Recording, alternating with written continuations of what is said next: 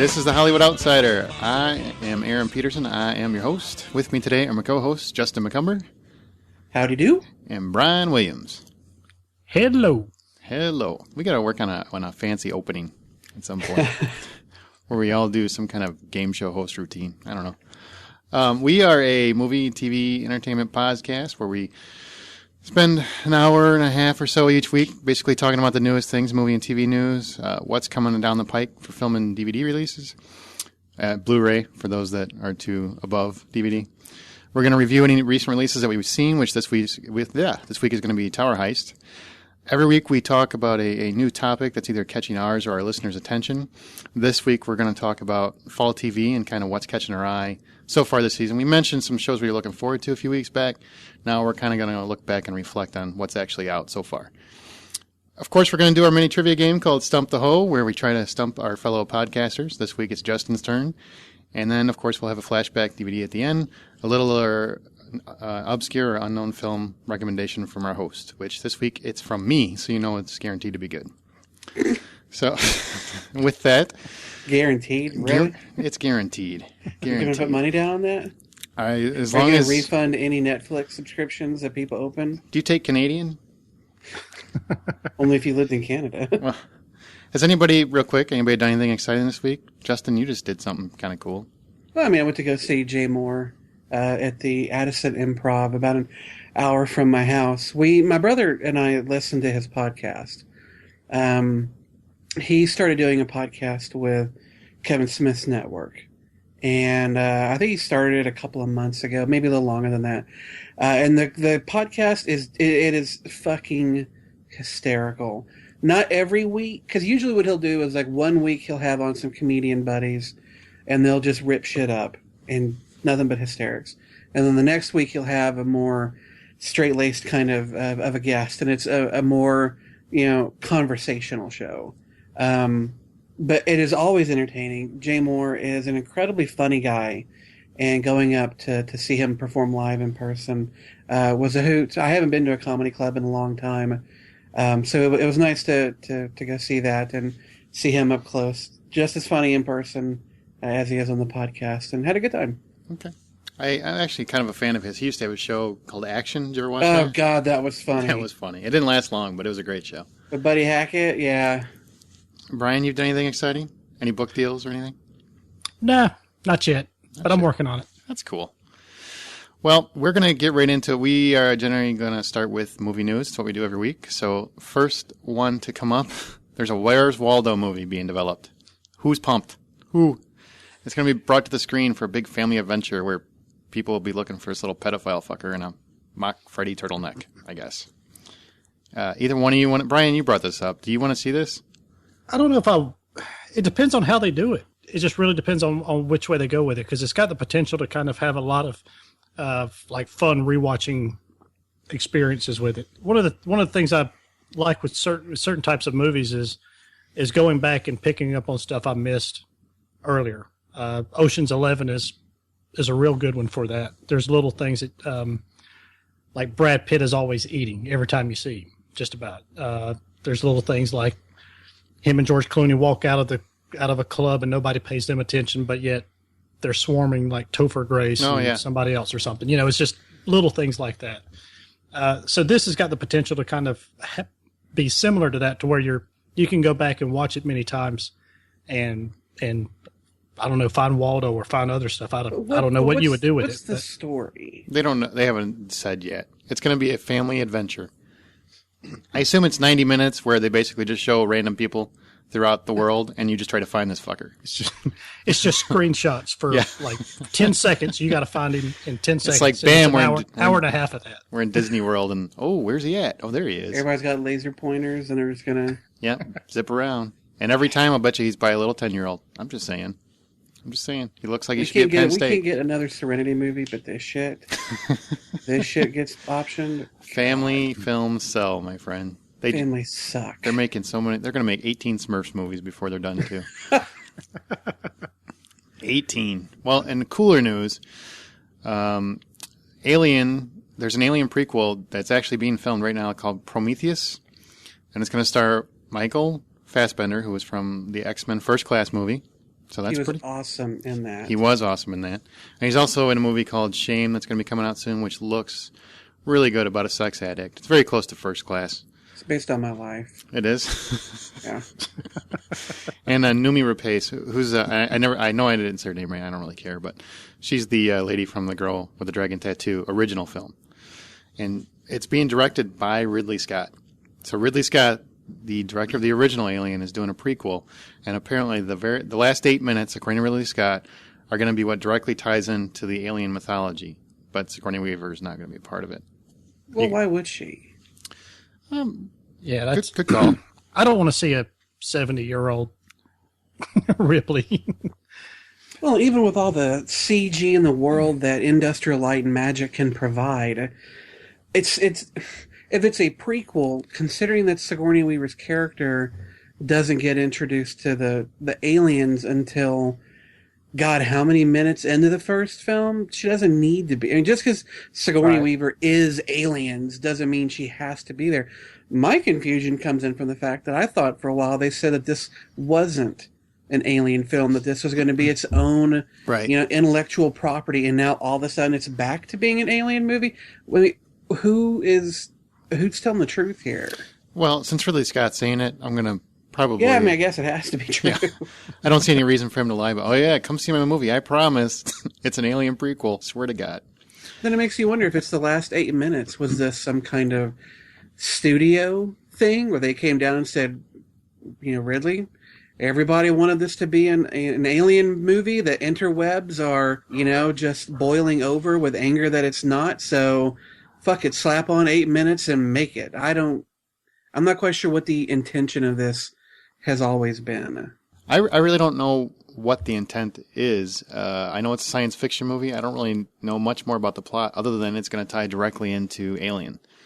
So, as far as I know, it seems like the movie itself is not going to be so much an alien movie up until near the end. I don't quite understand how it's going to work, but he swears it's going to tie in. So, to some degree, it'll be part of the alien mythology.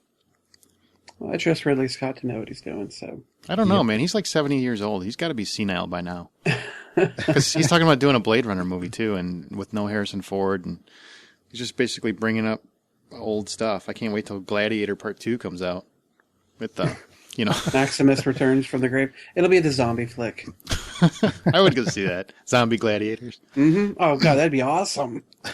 Why aren't they making that right now? Hollywood, get on it. Zombie gladiators. Give me a cut. 300 zombies. Call it that. I don't care. Yeah, but with a cool name like that, though, they'll mess it up like Cowboys and Aliens or whatever it was. Yeah. Shit, that means it's DVD. I still haven't seen that yet. That's actually not a bad movie. It's not a bad movie at all. It's, they didn't sell it very well, but it's not a bad movie. It did all right, I think, at theaters. Not enough. They'll never do a sequel, but, okay, moving on. Speaking of sequels, look at that segue. There is the new Bond flick is currently filming. It's going to be called Skyfall. I'm just glad that they're finally making it because there was a lot of problems because of MGM's financial downfall. Woes, yeah. Yes, yeah. Woes is an understatement. They kind of like our banking system. Yeah, had some issues. Yeah, but somebody apparently bailed them out. And they're finally making the new Bond movie, and Daniel Craig is returning. This one apparently pertains to M's past, and makes Bond second guess his affiliation with her or some bullshit's what they're saying. Javier Bardem is the main villain. God, can you not say? Nope. Anybody of ethnicity? Putting that spin on it. I cannot. I'm sorry, Honky. That's how I roll. Ralph Fiennes he's the. Rafe. Thank you. It's Ralph. It's spelled Ralph. I don't understand why he can't pronounce it correctly. Hello, my name is Rafe. Well, my name's Aaron. So that doesn't make me sound any smarter. In fact, it makes me sound like a dumbass. Just like Ralph saying it like Rafe. But he has an unspecified role, and there's some scuttle that it might be Blofeld. I don't know if that's true or not. What do you guys think of this so far? He's playing a lot of villains lately, then. Between Voldemort and maybe Blofeld? Yeah. Man. Quite a few. He used to be the good guy. Now, not so much. I think Voldemort kind of killed it. I think he'd be great. I think he'd be a fantastic Blofeld, and I'd love to see that villain return to the Bond films. He has to have the cat, though. He does. He has to have the white. I was trying to figure out who Blofeld was. Is he the guy that stroke the white pussy? Yep. Yeah. Gotcha. So yeah, I'm looking forward to it. I one thing I hate though is every time they bring up the title, every review or news agency I've seen this on says, that's a weird title, but it's so much better than Quantum of Solace. I love that title, Quantum of Solace. I thought it was a really deep no idea title. why people hate it. It's a really deep title for a movie not so deep. Really. It's just a quirky title. But Bond movies have always had quirky titles. Moonraker, for fuck's sake? Yeah, well, apparently never say never. Moonraker passed the muster. Because really, when you think about it, nothing screams, I want to go to the movies like Moonraker or From a View to a Kill or Daylight Savings Time or whatever the one with Timothy Dalton was. I can't keep it straight. Thank you. Respect. I mean, I don't know why people knock any of the titles because honestly, they're all stupid. I mean, Goldfinger? Really? Why is your finger gold? What are you doing with it? Where is that thing going? Whatever. But I'm looking forward to it. I really love the Daniel Craig interpretation of Bond. I didn't love Quantum of Solace, the movie. I thought it was just okay. I didn't think it was bad, like a lot of people did. I thought it was just average. I loved Casino Royale. That's honestly probably one of my top 5 Bond movies. So, but Brian, you're a Bond fan. What do you think? Are you excited for anything? Yeah, I mean, I pretty much just echo all that stuff. I like Ray Fiennes. I mean, Javier Bardem is a good actor. I'm sure he'll do well as the main villain, and I like James Bond movies. So I mean, I'm going to go check it out regardless. How do you say Javier so calmly without Javier? Because I don't throw my hands up very flamboyantly like you do anytime you mention anyone of some ethnicity? sort of Hispanic name. Javier. Aaron needs a cape whenever he says it, so he can wish it back. I honestly make that movement when I say them. I bet. Don't tell anyone. Okay, well, moving on. That's the Bond movie, so look for that whenever it comes out. There's a 300 sequel coming to theaters. They're actually in pre-production right now. It's called 300 Battle of Artemisium. Hope I say that. It's not about the guys that were in the original movie because obviously they're all dead. Spoiler. This one. Scott's going to hate you. I know. He probably hasn't seen 300 yet. It takes place concurrently with the first film, so it's going to be around the same time as the original movie, but it's going to be through the eyes of Xerxes. How do you say his name? Xerxes, thank you. And his people. Apparently I need a fucking almanac or thesaurus and dictionary and about everything else. Supposedly you're going to feel a little bit more for the crossdresser villain in this one. He's going to have more emotion, and you know why he wants to conquer the world or something. I don't know. Do you guys want to see a sequel to 300? This is one of those movies where I think it should just stop. I'm curious what they'll do with it. So I'm reserving judgment. I liked 300 a lot. So I'm curious with a positive spin. Mm-hmm. Hopeful. More the word, I guess. You're hopeful. Brian? Yeah. Hopeful is the key word there. I'm scared of this sequel because I do love the first one so much, and it just seems I hope it just doesn't feel like they just made another one just to make some more money, which we all know that's why they do it. But I just don't want it to feel like it's just some kind of just cranked out just to, without any kind of care or anything. So yeah, it's got Joel Edgerton in it. He's rumored to be the lead actor, or at least that's who they're wanting. And he was in King Arthur. He was one of the knights. So I can see him playing this role as much as anybody else. So I think he's one of the better up and coming actors. And, I think he's a good choice. I don't know I'm scared about the sequel. That's all I'm worried about. So but I hope it works out. I really just think they should have stopped with the last one, but I will reserve judgment because it is possible that it'll all work out in the end. Another sequel news that are coming up. Benicio del Toro. See, I said that pretty calmly. No, you wanted to, though. I did. I wanted to throw my cape up. Benicio del Toro is in talks for Star Trek 2. As an unnamed villain, people are speculating it could be Khan, but there's nothing to suggest that, really. Please, God, don't let it be Khan. I don't think they would they? I mean, that's really a staple. you should probably just leave that alone.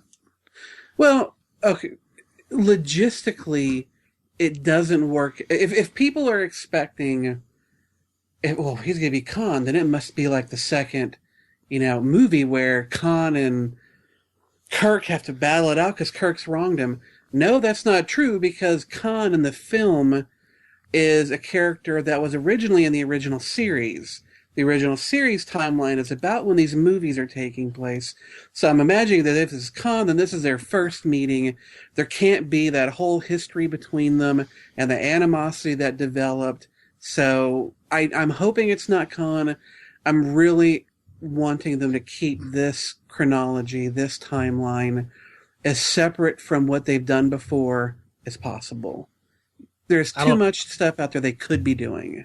Yeah. I don't know about timelines and stuff. I just know that I just want to see Benicio del Toro just doing his usual suspects. He'll flip you. He flip you for real. That's what you want to see in the Star Trek movie? Yep. I would pay to see that. That's it for the movie news this week. There's not a whole lot of exciting things going on, but the last part I just think is pretty funny, and there's several parts to it. But you guys know who Brett Ratner is, right? The director. He directed Rush Hour and several other movies that suck. He did the X-Men, The Last Stand, which was not good. The bad one. The bad one, right? So if you think of the X-Men movies, the one you didn't like, that was probably his. But he makes commercially friendly movies. I mean, that's really what he does. And he's director of Tower Heist, which we're going to talk about in a little bit. But he was supposed to take care of the Oscars, and in turn Eddie Murphy was going to host the Oscars this year. And while he was doing a press conference for Tower Heist, he was asked in a press conference, does he have his actors rehearse? And his response was, rehearsals are for fags. Which, granted, might be a bad choice of words, you idiot. But he said it, and it caused a lot of hoopla. And he also falsely stated he slept with Olivia Munn. I don't know why you would do that, but he did. And then he admitted because she's fucking hot. Yeah, I get. But why? But why would you say you slept with her and then retract it? Who's not lied about that? Well, because she wrote, in her, I want to know if I call it a memoir. She wrote a book about her life, and in that book, she intimated that a man, and everybody has since pegged it to be Brett Ratner, she had been with a guy who liked to masturbate using shrimp. Cooked shrimp, but shrimp. He'd grab a handful of it and do what he needed to do. Well, so apparently this whole since it's thing cooked, about him sleeping with her. Well, yeah, you don't want to do it with raw. I mean, let's not be gross. Yeah, you can get food poisoning that way. I mean, who knows what kind of diseases might be on that. Oh. But anyway, so I'm assuming that's why he's saying... Can you get chlamydia from uncooked shrimp? I'm just asking. You probably could. I'm going to go try as soon as we're done with this podcast. Well, that's one of the things. I mean, he said that he slept with her and retracted it, which means he probably did. But, she got mad because he I don't know, whatever. I don't really. You wouldn't tell. Yeah, I wouldn't. I don't care about that part. The part I can't believe an established director would actually, especially when you're producing the Oscars, right? So you would assume that he would have some kind of esteem of and moral character of some kind, because it's kind of an esteem show. And he says rehearsals are for fags. Who does that? I mean, obviously an idiot, but who does that? And because of that, he is out of the Oscars. He fired himself. And also Eddie Murphy quit because Ratner quit because apparently Eddie Murphy only works for fags. So I don't know. I don't know what to say about this. What do you guys think about this? Anything? Well, if he would have been a much more popular figure, then this would have been a Charlie Sheen-esque meltdown. Mm-hmm. But nobody really, your average person doesn't really know who he is. So it's not that big of news. But he's the guy that made you watch Chris Tucker. There you go. I like Chris Tucker. I like Chris Tucker. The 4 movies he's been in the last 20 years were all pretty decent, except for that Rush Hour 3. Do you really think anybody anymore doesn't realize that fag is a stupid word to say in public? I think that there are a lot of people who chafe at the idea of political correctness. And whether it's the word fag or the word retard or, pick your pejorative.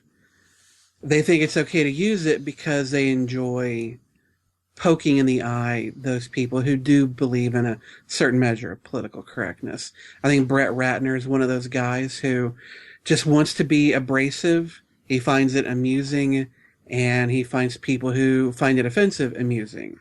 Unfortunately, when you work in an industry like Hollywood that is so populated with, people who are, homosexual, you are going to bother some people. It's like somebody wanting to say, hey, yeah, I Jewed him down. You don't say that shit. One, because you shouldn't say that shit. Two, you work with a lot of people who may be of Jewish persuasion, and you don't want to offend them. I wish more people would say that, but go ahead. Well, it's like my that's a phrase my grandparents taught me when I was a kid. It didn't take me long to figure out I probably shouldn't say that because I can't get away with it. Grandpa can. Grandson cannot.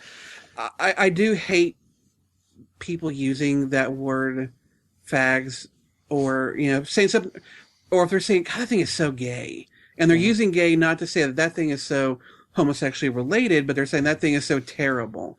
It's using these names that belong or that are used to describe people, also being used to describe negative things, and I personally hate to use those words that way. I try not to use those words that way because I don't want to perpetuate this kind of using of labels in such a negative fashion.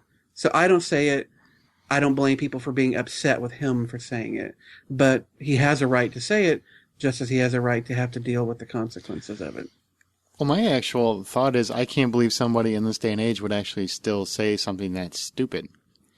Because it really is. And granted, I'm somebody that will run around and say, oh, that's gay. And I realize the connotations for that, and I realize how idiotic it is. But I also know that when I go to my job, I can't do that. Or when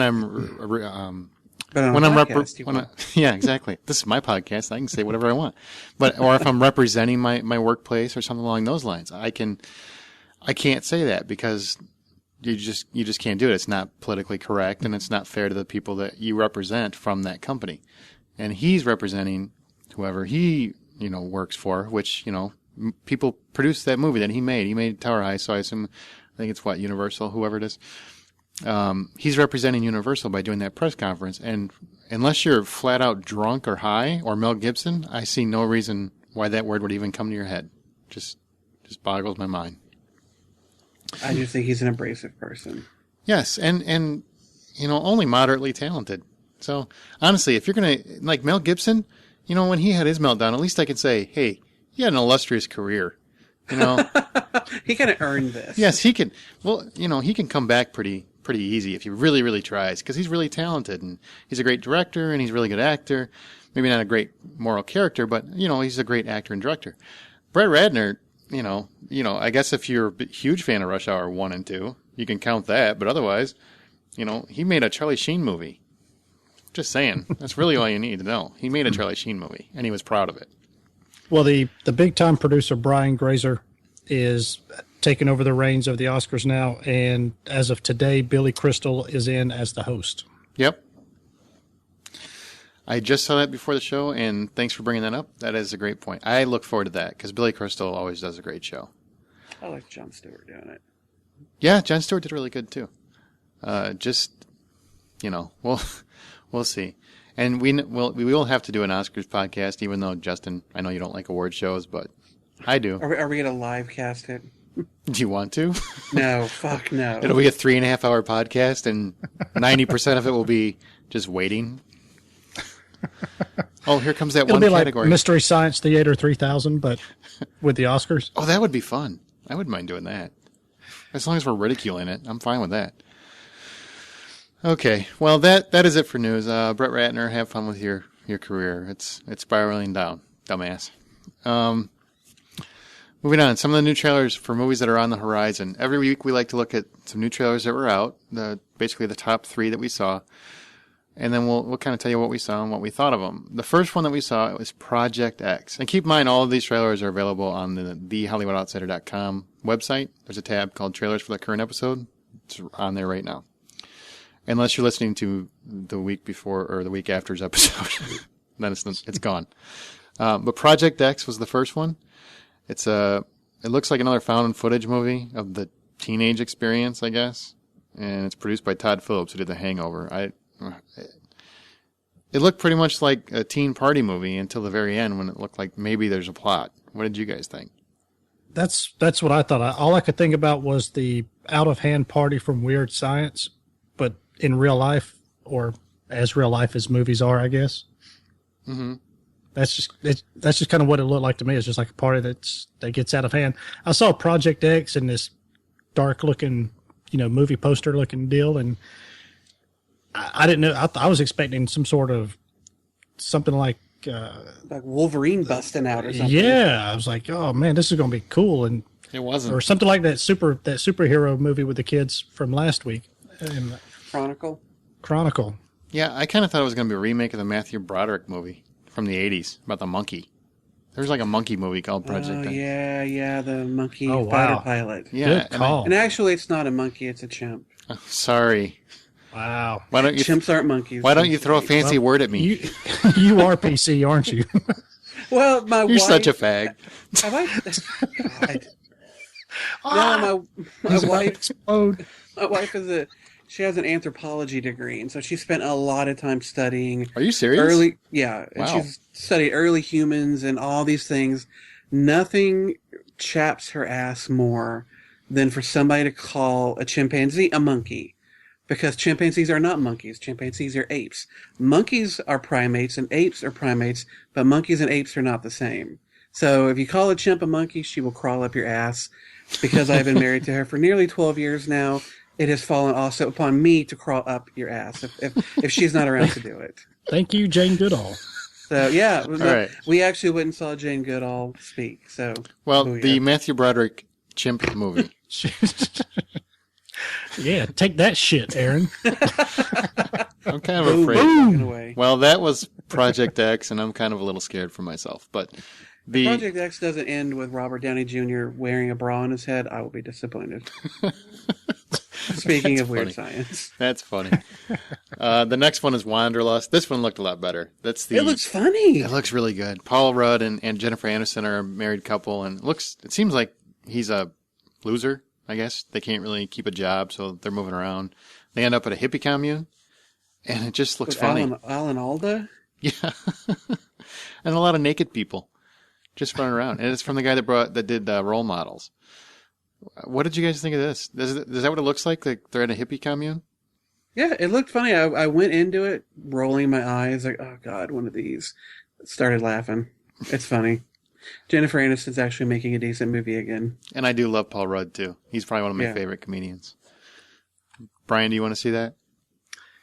Yeah, I mean, it looks like another, Apatow flick, and I like Paul Rudd. So I thought the preview kind of started slow. It didn't, but about the time that they put the car in reverse, running from the naked man. That's when it picked up for you? That's when it picked up. So it looks pretty good. I'll definitely keep my eyes on it. Okay. And the last trailer, which was my favorite trailer, and actually this is the one I'm most pumped for now. You're welcome. Yeah, thank you. Is Safe House. And that's Denzel Washington's a badass motherfucker. He's playing a villain. And whenever he does a villain,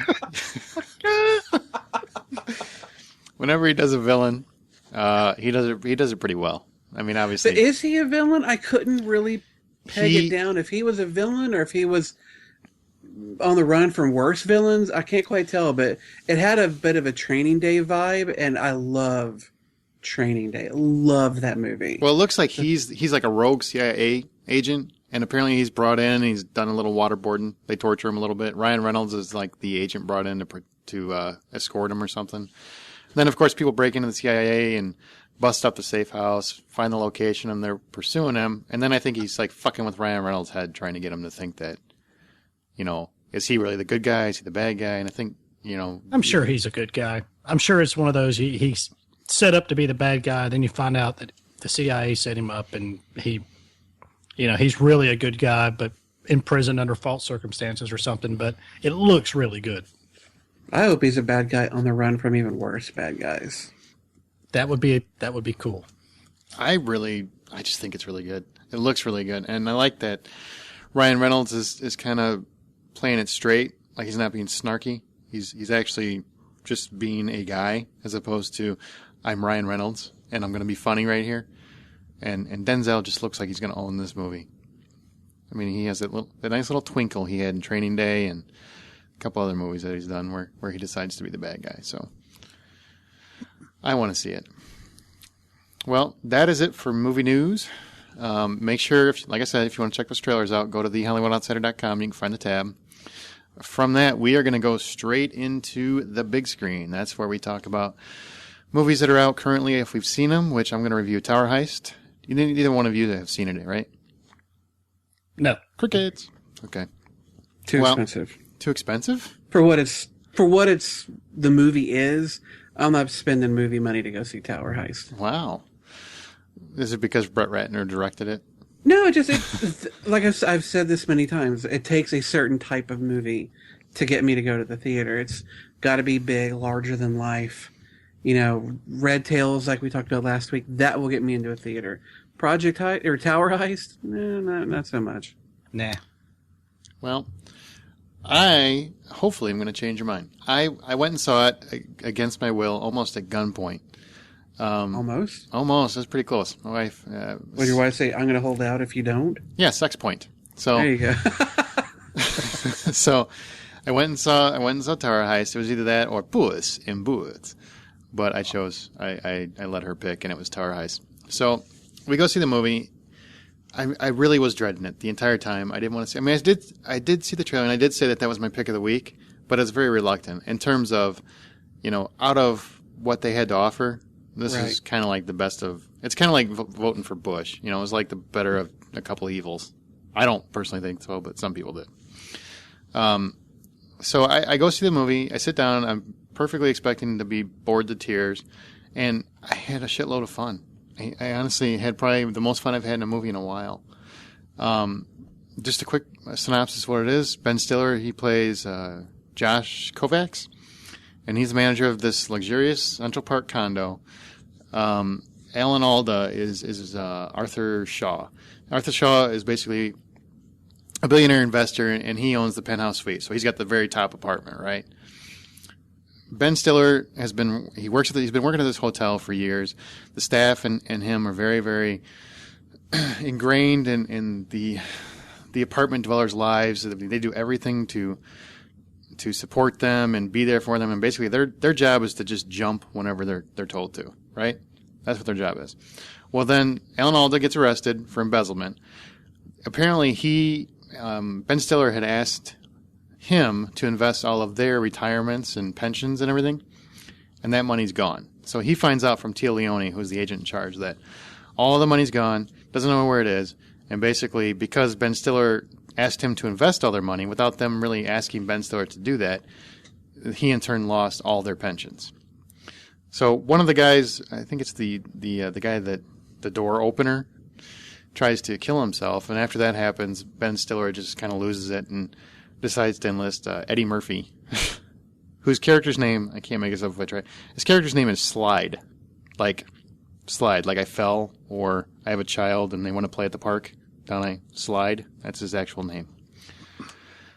You guys can chip in anytime you want. You don't have to just sit and listen to me talk. We're enraptured by your recounting of the movie. Anyway, so I'm on pins and needles right now. I can feel it. So what he does, they basically decide to steal the money back with Eddie Murphy in tow. I mean, he helps them plan it out. Casey Affleck's in the movie. He plays Ben Stiller's brother-in-law, who's also, he's waiting for a newborn baby. Ben Stiller's sister, apparently, is like 9 months pregnant. Matthew Broderick is a fellow investor who lost everything, and he kind of knows where the money might be, so he's trying to help out. And there's a bunch of other ones that kind of get involved as it goes.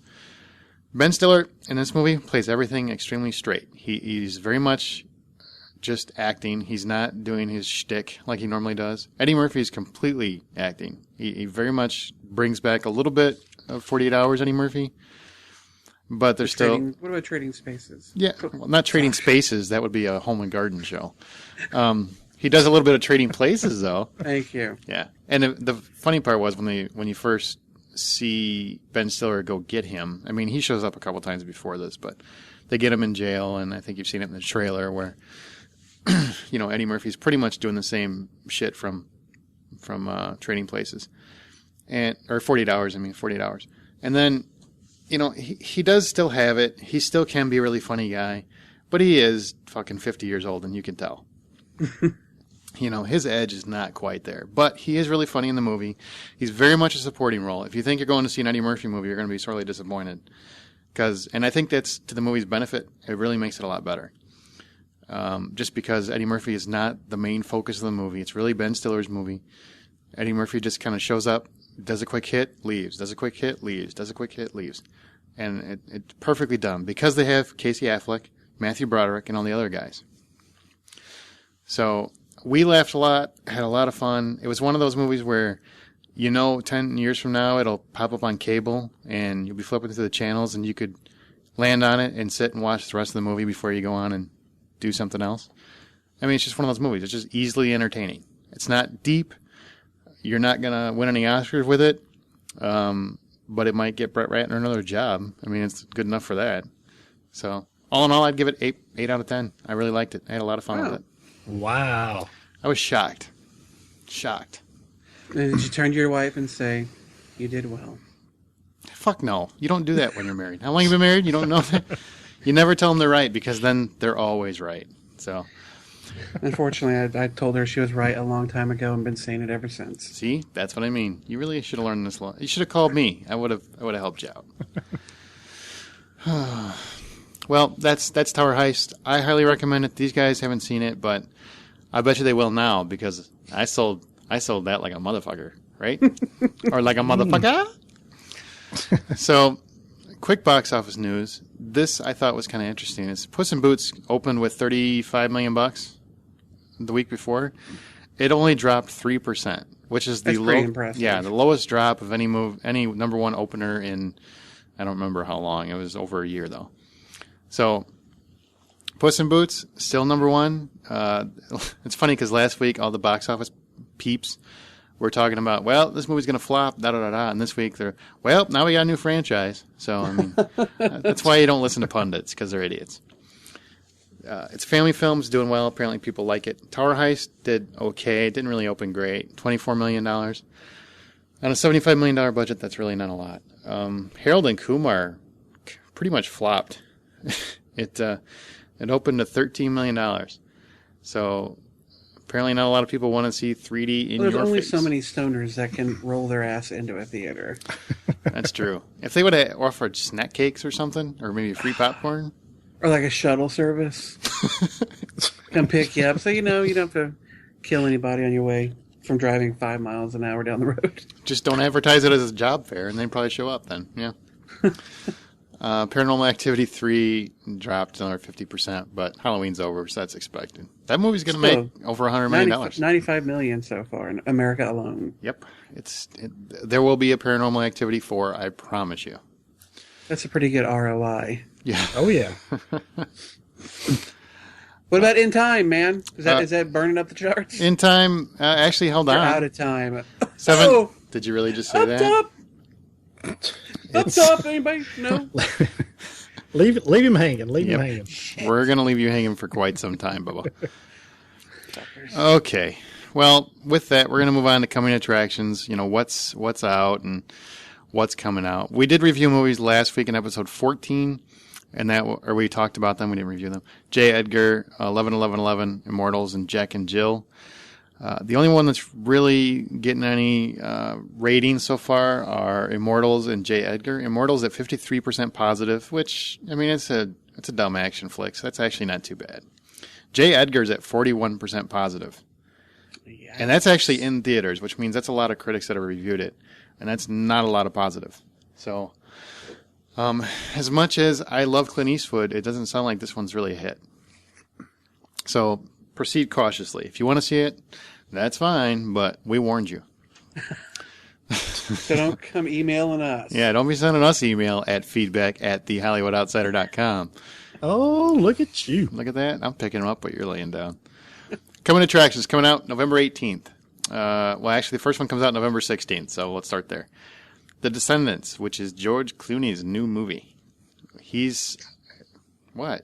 I got such a crush on that man. It's almost unreal. Well, if it gets you in the theater... It's shameful. He's naked. Yeah, he's not. But he stars as... I think he's a widower. He's got 2 girls, and he has to re-examine his life. His wife. It looks good. It does look interesting. It's directed by Alex Payne. He did Sideways. Which was awesome. And it looks like he found out that his wife had a boyfriend, and then that's where... I don't know. Maybe he was a shitty husband. Whatever. He's George Clooney. That's don't true. Cheat on that. That's true. That's what I tell my wife. See, Aaron Peterson, you don't cheat on that. That hasn't worked either, so it's possible. So apparently, she dies. He finds out she had a boyfriend. He has to relook at his life and all this shit. It's Alexander Payne did Sideways, and he's very good at doing these kind of introspective films, I guess. Kind of quirky. Looking back at your life, seeing what matters, what doesn't, blah, blah, blah. I think it looks really good. Brian? I think it does too. Yeah, it looks good, but I'll check it out on cable. It's not worth your movie money? No. It's been so long since I've gone to the movies. I might need to just go see it. Even though this isn't my typical big screen kind of movie, it still looks good. And like I said, I like Clooney, so I might have to go check that out. I actually think it looks pretty good. I don't know if it's an Oscar movie, so to speak, but it definitely looks like one of his more quirky roles that he's done. It almost looked like a Coen brother movie when I first saw the trailer. There's some shots that do look it, yeah. Because he's a dapper Dan man. Yes, he is. He's a suitor. Coming out November 18th is Happy Feet 2. So if you've got chillins and you're looking for something to see in 3D... Is that what you're going to be reviewing next week, Aaron? That's never going to happen. So yes, probably. My wife will probably make me go to see that one too. It actually looks kind of cute. The first one I never saw, don't ever plan on seeing, but I saw the trailer for it, and against my will, I was kind of like, that's kind of cute. Especially the shrimp, who are voiced by Brad Pitt, and who's the other one? I don't know. I forget who the other little krill or shrimp is. It actually looks kind of cute, but I will definitely be waiting for, a rental on that one. Well, it's about 3D penguins who get all dance happy. I don't know if I have to explain the plot because no, it doesn't matter. Kids see the penguins like, oh, I want to go and I want to dance and see penguins. I don't know.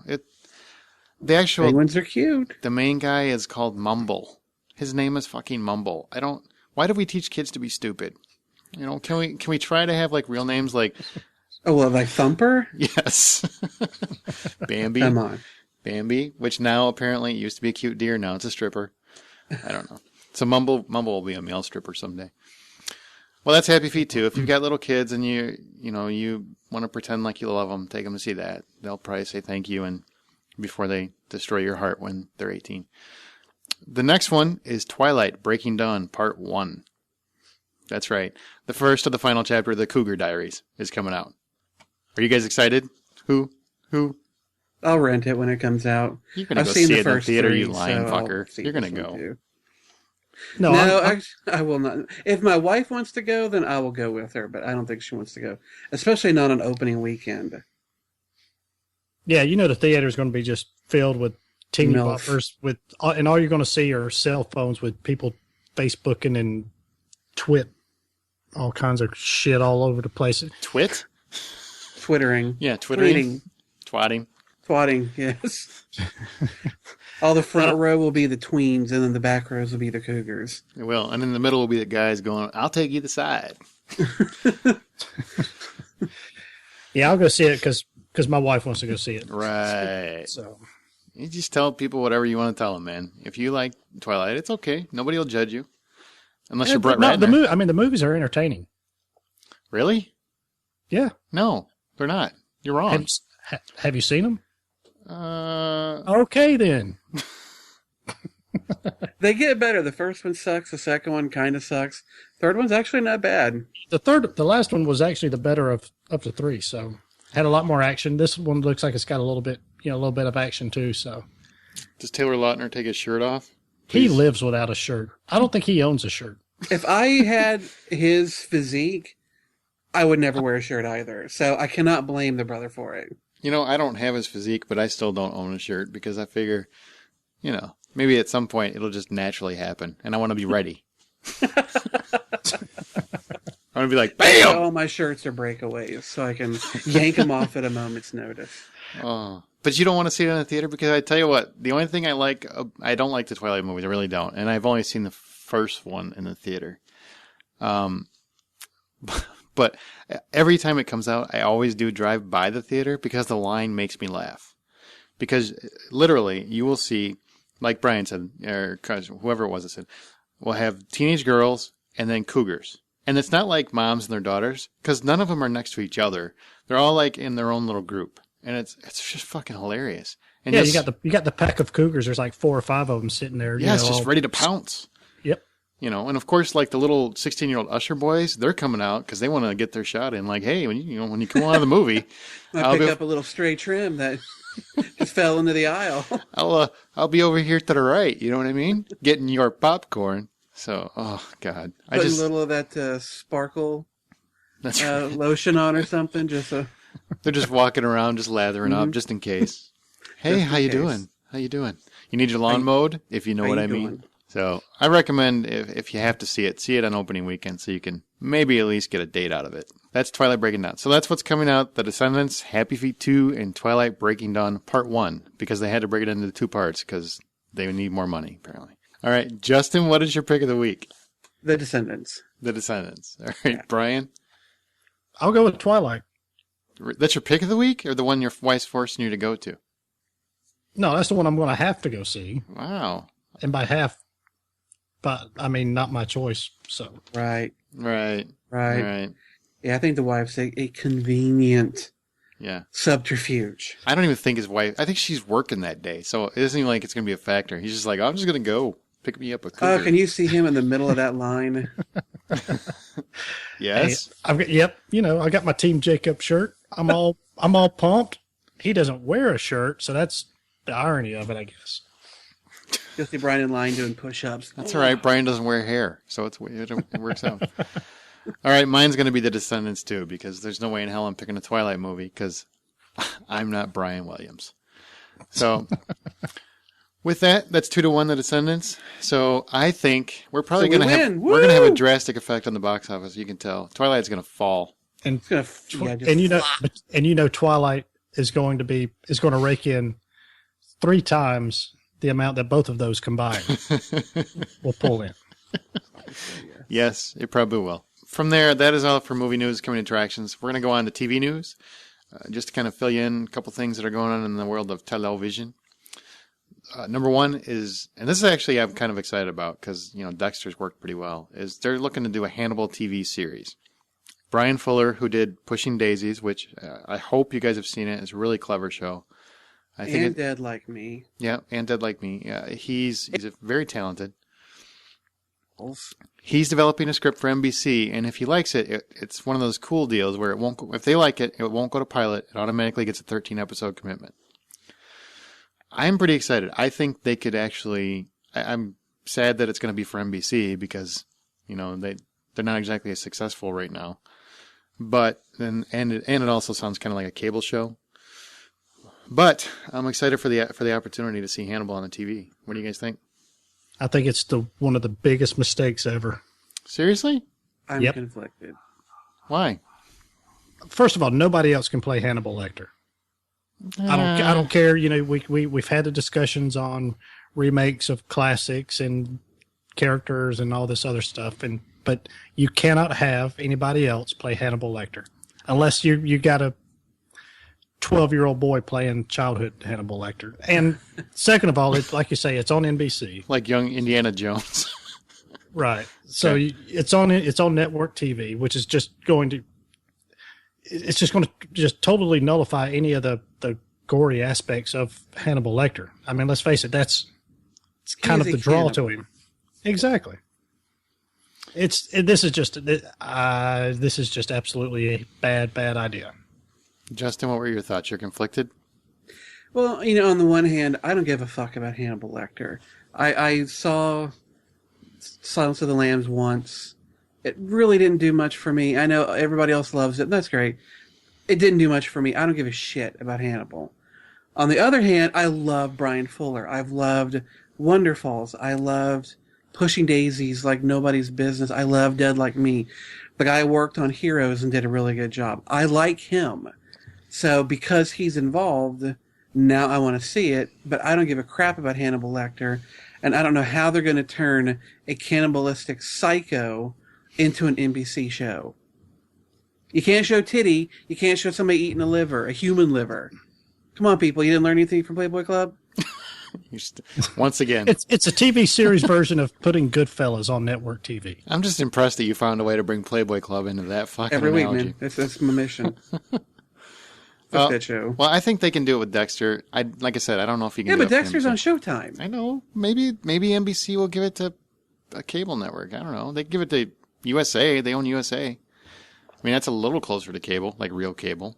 Okay, so if they're kind of riding the Characters coattails are welcome. of the success of Dexter in a very similar fashion that Pan Am and the Playboy Club are kind of riding the coattails of Mad Men.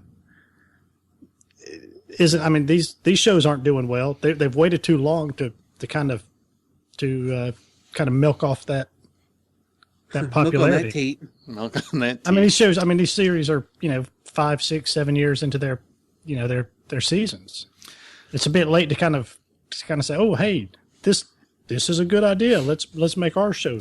You know what I tell you? If it was one of the NBC brass, then I would probably be more concerned about it. But Brian Fuller, from the work that I've seen him do so far, is very clever and very intuitive, and I think that he could bring a lot to the property if given the right opportunity. So it really, I think, depends on if NBC gives him the opportunity to tell a full-fledged story, and also allows the graphical nature of that story to be on the air. I think you can present it on network television very well, as long as you have a good writers, good editors, and everything else. So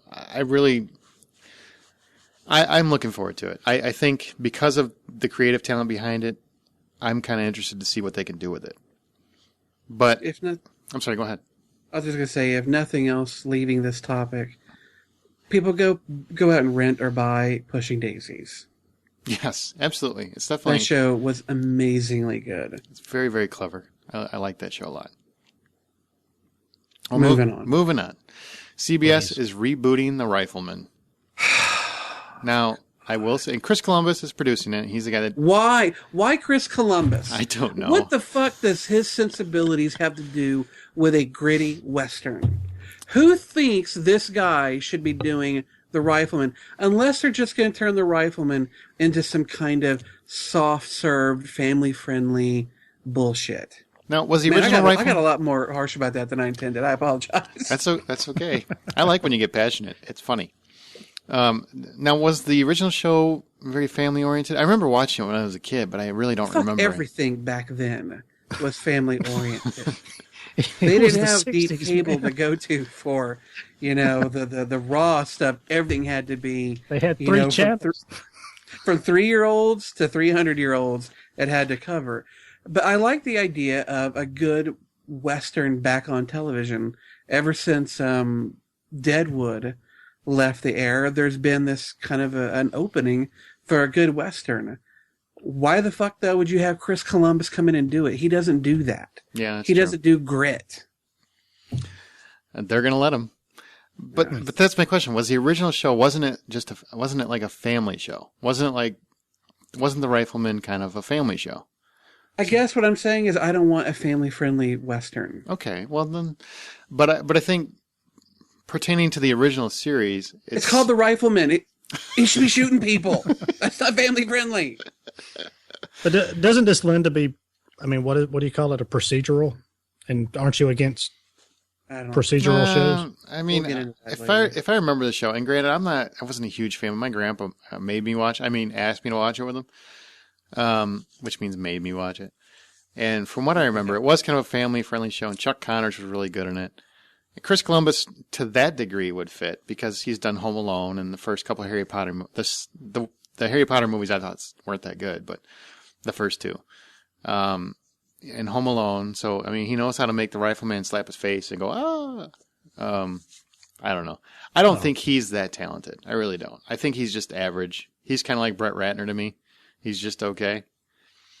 What else did he do recently? Did he do that piece of shit Percy in the... Yes, the Olympian or whatever. The whatever Lightning the fuck Thief. that crap movie was. Oh, that movie was terrible. Yeah, he did that one. And now he's going to TV because apparently that movie didn't Lightning take off. Thief. Percy and the Lightning Thief. Yep. It was all right. I thought it was stupid. Crap. I didn't like it. Brian, you probably liked it because there was some car chases or something. No, I just thought it was all right. Didn't love it, but didn't hate it either. Well, if you're a fan of The Rifleman, it'll be coming back to CBS here soon. And if it is going to be on CBS, it probably will be a procedural. You're probably right about that, Brian. At some point, somebody will have to find forensic... Dodge City. Oh, that would be awesome. I kind of wanted to watch that. CSI Dodge City. Get Ted Danson on that shit. Harold and Kumar going to have an animated TV series they're talking about. Of course. I don't. Yeah. I don't get that, but I'm also not a huge fan of the movies, so. Yeah, I mean, somebody sees something that apparently, I think this is one thing we can all agree on that we don't see. Yeah, I don't get high enough to really understand the appeal of Harold and Kumar, I guess. There are a lot of cartoons I don't get the appeal of, though, these days. I couldn't believe they brought Beavis and Butthead back. But that's funny. Have you? I haven't watched That's it. actually funny, yeah. My brother kept telling me over and over, you've got, because only 2 episodes in, he's like, you've got to see it, it is funny. So I went to MTV's website and I watched the first episode wasn't available, but I watched the second one. And it's all about them trying to get a hand job. And it's funny. It is actually funny. Yeah, I like Beavis and Butthead. I think it's funny. I like South Park. I'm a bit of a fan of Family Guy, even though I know a lot of people don't like it. My favorite cartoon right now, though, is Archer, which is surprising considering how much I hate shit like Venture Brothers and Aqua Teen Hunger Force. I hate that bullshit. Archer, though, is funny, but I'm not a real big cartoon TV guy. Okay. So I guess the takeaway, go watch Archer. Well, I will, I don't know. I don't want to see this, but apparently they're working on it. So if you're a Harold and Kumar fan, enjoy. It's going to be coming soon at some point. I think it's for Comedy Central is where they were talking. And then the last part of the news, which is the part that makes me sad. I am probably one of the most diehard 24 Why does fans. this make you sad? It makes me sad because Well, tell them the story. Yeah, what's the story? They're going to do Anil Kapoor.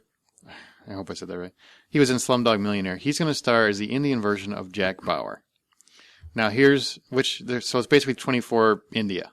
Okay, I'm not knocking it. I don't care if they're expanding into India. That's great because apparently the show is huge there. My problem is it seems like one more fucking thing that they're doing instead of the 24 movie I really want to see. I think we have to let go of Jack. No, we don't. You can let go of him. Nope, sorry. I want to see a Jack Bauer movie. I do. You can call it 24. You can call it 2 hours. You can call it hour and 45 minutes. Don't care. Want to see it. I want to see Jack Bauer fuck up some bitches. Worldwide. What was the joke? Why doesn't anybody ever do what Jack Bauer tells them to do? Because in the show it'd be called 12. That's true. That is probably That was such a good show, though. That was probably one of my favorite TV shows of the last decade, really. And I thought it ended. I didn't like the way it ended. I wish it would have ended a little differently, but it had a solid ending regardless. I just want to see a movie. I just really do. I love Kiefer Sutherland in that role. But how is this movie how is this TV show going over to India screwing up a movie? It's not necessarily doing anything other than, yes, it's keeping the brand alive, but it's also taking them away from doing. But you're not benefiting from it. So, exactly. So fuck them. Fuck them. I don't work for Microsoft Tech Support. This doesn't help me at all. So I want my 24 movie. Get on it. Yeah. We need Chloe back. Besides, how good is this show going to be when they're breaking out in dance numbers every 5 minutes? This ain't Bollywood. Well, get my centaur. Dot, not feather. Okay. Well, look for that if you're in India and you happen to listen to this podcast. That is. Let us know how it is. I'll be curious to see how Anil Kapoor does, because I remember him on the last season of the show, and he wasn't bad in that. No, he was all right, but he did not strike me as Billy Badass. I don't know how he's going to torture suspects. I mean, it looks like he'll have his men torture suspects. That's what he looks like. Yeah, but the actors, that's their job. In that role, he was not supposed to look like a badass. But I'm sure you get him over to India, have him do a little working out, open up the chest hairs a little bit, and I'm sure he'll be looking rough and tough and ready to electrocute people's balls with extension cords like Jack Bauer always did. That's called interrogation, where I come from. That's called Friday Night, where I come from. Wow. Man, the ending of that first season, though, God, that blew my ass out of the water. It was. Be careful, Scott's probably not seen it. We don't. Funny. All right, well, that's it for TV news. And before we go to our trailer break this week, which is going to be Safe House, we're going to play Stump the Hoe. Stump the Hoe is our weekly game where we do a little trivia. One of our hosts tries to stump the other Hollywood Outsider host with a trivia question, and then they're going to ask it. This week it's Justin. He's going to ask a question. He's going to give us a chance to answer it. We're going to give our answers, and when we come back from our trailer break, we'll see if we're stupid. So, Justin, fire away. All right. This week it's really, really easy. Or at least it was easy for me when I made it up. But then again, I made it up, so it would be. So I am not going to give a multiple choice on this one. Just going to ask you the question, and hopefully you're going to know it. Earlier we talked about Star Trek, the next film, and that got me, when I knew we were going to be talking about it, put me in a Star Trek frame of mind. And as much of a Star Wars fanatic as I am not one of those people who says you have to be one or the other. I am a huge Star Trek fan too. So my question this week is regarding the Star Trek television shows. Oh one, I'm going to need multiple choice, but go ahead. One actor or actress has performed in every single series of Star Trek, from the original series to Enterprise. Which actor or actress has been in every single series? Wow. Brian, you go first. Uhura. Can you not blow the name microphone when you do that? Just answer like a normal person instead of like deep throating. You kind of did sound like you had the mic halfway down your throat. I bet the mic's smiling. Uhura, that's your answer? It's just, I mean, that's whatever. I don't. Wow, you guys are not Star Trek fans, are you? No, really. not really. I mean, not that I'm not a fan, or I'm not a fan. You're not a fan? Can I get a hint in terms of, is it a cast member on at least one of those shows? Yes, I'll give you a hint. This person has performed in every series, not necessarily as an acting character. What? It makes sense when you get the answer. Okay. And she... Ah! I'll give you another hint. It's a she. So she has a It is vagina. She She has a woman. vagina. This actress has performed in some capacity of every series of the show. And that's all I'm giving. People out there right now are throwing their mics, their iPhones or Zunes or whatever they're listening to this down in disgust that I've made it so fucking easy. You only made it easy if you watch Star Trek, the TV show, any of them. Yeah. And why would you not? Except for Voyager and Enterprise, which both kind of blew. Well, because like Deep Throat 9 was Deep Space Nine started off pretty weak, but fucking it got horrible. good. No, Deep Space Nine ended strong. yeah. Now, The Next Generation kicked ass, and the original show kicked ass. I liked those two. I didn't really watch any of the other ones, to be honest with you, because I'm a huge Will Wheaton fan, and it really stopped with him. And even Voyager and Enterprise had their occasional high moments. But anyway, that is my question. You will get the answer if you don't have one now. I'm going to have to say Uhura, too, because A, I know it's a woman, and B, I can't think of anybody that would have been on all the shows. I really can't. I'm sorry. So you have stumped us, Ho. With that, we are going to head in. Well, not yet. We're not technically done yet. When we come back from the trailer break, which is going to be Safe House, Justin will have the answer. And also, if you want to suggest a question or try to stump us hoes, please send it to feedback@thehollywoodoutsider.com. That's feedback@thehollywoodoutsider.com. We'll be back in just a couple minutes. Enjoy Safe House. He was one of the most brilliant CIA operatives we ever had. until he went rogue. He's responsible for the deaths of multiple agents. This guy's just not going to walk into an American consulate without good reason. So what's new in Cape Town? I heard a slot open up. One slot, 37 applicants. Every one of them with more field experience than you. How am I supposed to get more experience? I'm staring at four walls all day. This is Weston. We have a last-minute reservation. Oh my God. That's Tobin Frost. Kill all the surveillance cameras in this room. Is this legal? Remember rule number one, you are responsible for your house guest. I'm your house guest. They're here for me, but they want me alive. You don't kill. Time's a wasting. Tick tock, tick tock, tick tock, tick tock. Hey! Get in. You serious? Yeah. Get in the truck! Somebody to a king.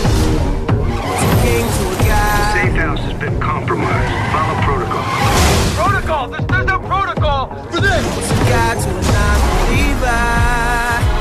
Don't believe in. Who's after us and why? I think you need to consider how your safe house was attacked in the first place. That house was a secure location. Whoever crashed it, they were invited.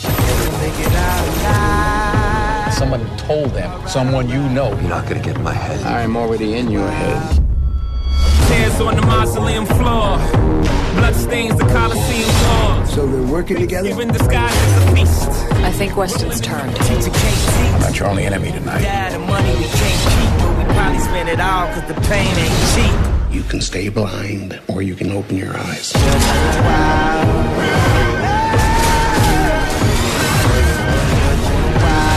I'm taking you in. I want you to take me in.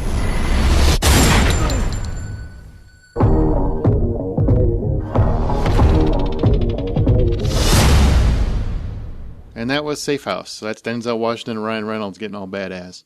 It was a safe We house. mate. We are back, and Justin has tried to stump us hoes. What was your question again? All right. So I will give the simplified version since I changed it up. Which actress has performed in one capacity or another in every single series of Star Trek? Brian and I both said Uhura, whoever that is. You're so fucking wrong. Because we don't have any idea. It's an old lady. I can guess that.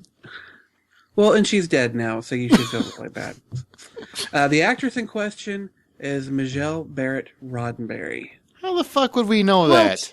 If you're fans of the fucking show, she played a nurse on the original series, and then she played Deanna Troy's mother in The Next Generation. And in all of the other series, she was the voice of the computer. You know, I'd have better odds of you asking me what is the chemical, If you're a fan, if you're a real Trekkie, you knew that answer. I'm not a real Trekkie. No, she was also the wife of. You're fired, Gene Roddenberry. Oh boy, what is the chemical makeup of the atmosphere on Mars? That's what the question I was trying to get to. I have a better chance of answering that than I do who the fuck was on every Star Trek episode. Don't be hating on me because you don't know she played Nurse Chapel. I'm actually sad at myself that I didn't know that. Because She was even in some of the movies too. I'm sorry I wasn't watching more Star Trek. I was too busy having sex. Whatever. That is such a lame ass. That's what men always say. Right. I was busy with girls. That's not true. I was alone, but I was still having sex. By yourself. Yeah, but I wasn't watching Star Trek. No, that was what alone meant, isn't it? Anyway, she died not that long ago, and hope she's resting in peace. She will always live on in Star Trek. I assume that's Gene Roddenberry's wife, mom? Yes. They got married after the original series ended. Oh. Well, you know what's surprising is probably a lot of people got that right, and they're probably cursing Brian and I and calling us fucktards and God knows what else. She was also in Babylon 5. Well, then I'm a proud fucktard then. Let me guess, you guys don't watch Babylon 5 either. No. Jesus fucking Christ.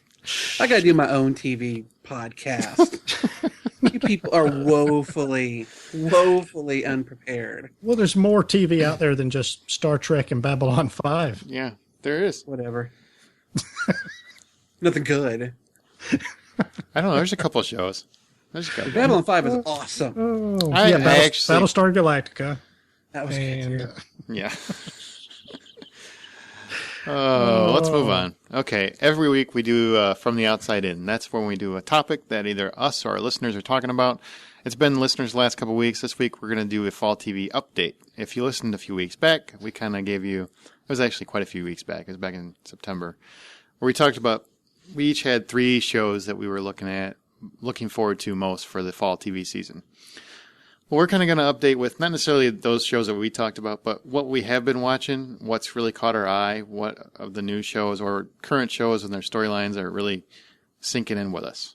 To start it off, I'll start it off. The number one thing that's really sticking with me this season is Sons of Anarchy. The storyline, last season, now Brian and Justin are both fans, but Justin isn't caught up yet, so we're not going to spoil anything. But too busy watching Star Trek reruns. The Next Generation will be coming out on Blu-ray next year. I may get lost in that. Hey, I'll be honest with you. I love the first 2 series. Okay, I love the Next Generation, and I like the original series. I just didn't like anything after that. So maybe I'm telling you, I die with Will Wheaton. Once you take Will Wheaton away, I got no desire. Stand by him. So Sons of Anarchy is the first thing that comes to my mind. Obviously Psych, but I'm not going to go into that because that's just patronizing everyone. Beating that drum again. The way, I don't want to beat that drum too far like somebody with Playboy Club, and Star Trek will probably be the next one. The storyline for Sons of Anarchy, I think, has really it's probably the best season, I think, so far. I thought last season was kind of weak, Brian. What do you think? Yeah, the last season, maybe 2, have been good, but not real memorable. It just doesn't. You watch it because, well, I'm into it, and this is what I do on this night. So I like the characters, and I like generally I like the story, but it's not right. And there's been a couple of like one good episode out of every 3 or 4. Mm-hmm. But this season is phenomenal. Yeah, it's really getting amped up, and they're doing a great job. And I'm really trying not to spoil it, but I think even if you said you're 4 or 5 episodes behind, something like that, 3 or 4, yeah. Yeah, they're doing a really good job of kind of splitting the dynamic up, so you kind of know where Jax is coming from, and Clay is definitely going off the deep end a little bit. It's getting go a little bit. Well, I don't want to give too much away. So don't dance around shit for me. No, it's not just you. I don't want to spoil it for anybody that hasn't caught up, because you're not the only one, I'm sure. It's a great season. I think it's probably the best season since the first one. So I'm pretty excited. What else are you guys watching that's catching your eye? I know a lot of people don't have, cable, Showtime specifically, but Homeland is one of the best shows on TV, bar none. It's it follows a Marine who returns home after being missing for the last 8 years. He was assumed dead. So there's a CIA agent who feels that he's been turned, and she's trying to get any and all information she can on him. And the first couple episodes, were good, but it gets better every single week. So Claire Danes is the CIA agent. Mandy Patinkin is in it. But this show is phenomenal, and it's just by far one of the best ones on TV. Excellent. Justin, what about you? Anything? I'm liking the first 2 episodes I saw Grimm. I'm really pleased with how that show's developing. I'm liking Walking Dead. I feel like it's still that I've seen the first 3 episodes. The last one I saw was about his boy and Shane having to go with that guy to get supplies. And the way that episode ended, I was almost on the floor like, oh my God, that's what happened? Didn't see it coming. So I'm really enjoying that. I don't know if this counts. I actually just finished watching the last half of season 6 of, and I'm sure you guys don't watch this fucking show either, Doctor Who. And I felt like the final episode on that was fantastic. I so was not a believer that Matt Smith could come in and play the Doctor after David Tennant just crushing the role. I'm almost enjoying him more than David Tennant. The guy is just Doctor through and through. I didn't think I would like Amy Pond nearly as much as I liked Rose, his companions. She is fantastic. The whole show was really strong. Season 6, some people didn't like it as much. I thoroughly enjoyed it. I get those actually on iTunes and just watch them in spurts, and just got the last half of season 6. Fantastic. I love Sons of Anarchy, and unfortunately, like I said, my wife and I there's some shows that we will record and kind of bank them until we'll do a weekend of nothing but the two of us sitting on the couch and slamming through shows. And Sons of Anarchy is one of those that we really like to watch in concentrated doses. So that one we're having to wait a little bit on. But Grimm is really, I think of all of the new shows, Grimm and American Horror Story are by far my two favorites. Yeah, I finally did watch the pilot for American Horror Story and Once Upon a Time. I agree, Once Upon a Time is a decent start, but not as good as I thought it was going to be. But It didn't get better, bro. Well, Brian likes it. So, I mean, you guys are conflicted, so I'm going to have to watch it just so I know where I sit. I'm somewhere in the middle. I actually stopped. I took that show and I took Person of Interest off of my season pass on my DVR. Really? You didn't like Person of Interest? Yeah, because that's one I like. Well, unfortunately for me, Person of Interest is a heavy procedural show. Yeah, it is. I guess my hope had been that because the show was based on a bit of a science fiction kind of premise of this, this kind of an all-knowing computer system that's observing all your phone calls, observing every camera, compiling that data and spitting out, the social security numbers for people that it feels like are in danger or might cause danger. To me, that's sci-fi. And so I think I was hoping for a show that had a more of a genre feel, like or a guy, maybe like a guy with some funny sunglasses. Well, yeah, maybe he'd have some tech on him, or that what it was going to discover was some kind of a broader reaching, maybe kind of conspiracy. But it's just every episode, it's just this person's in danger or this person, and it's always a little twist on who it is. And as much as I like Michael Emerson, and as much as I love what Jim Caviezel's doing with the role, it's just so plotting. And there's no Borgs. Well, I don't want to get, painted as if it's not science fiction. If it's not genre, I'm not going to watch it. It just seems like the style of story that I like, which is heavily episodic. I mean, serialized.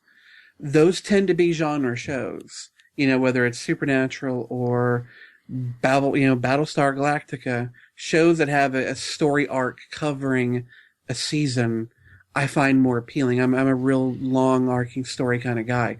And lately, I'll be honest with you guys, I have felt like a passion that I used to have, which is reading, has fallen far to the wayside because I watch a lot of television shows, and I like to watch movies. I like to play video games.